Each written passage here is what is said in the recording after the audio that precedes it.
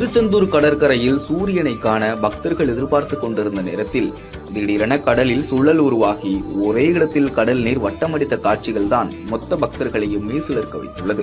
அடுத்தடுத்து வானத்தில் தோன்றிய காட்சிகள் அனைத்துமே பக்தர்களை பிரமிக்கத்தான் வைத்துள்ளது. முருகனின் மண்ணான திருச்செந்தூர் கடற்கரையின் தென்பகுதியில் அமைந்துள்ளது ஐயா வைகுண்டரின் அவதாரப்பதி.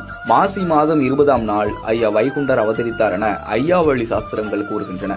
இந்த நாளில் திருநெல்வேலி, தூத்துக்குடி, கன்னியாகுமரி, தென்காசி போன்ற மாவட்டங்கள் மட்டுமின்றி சென்னை, கோவை, மதுரை போன்ற வெளி மாவட்டங்களில் இருந்தும் பல்லாயிரக்கணக்கான பக்தர்கள் திருச்செந்தூருக்கு படையெடுத்து வந்து வைகுண்ட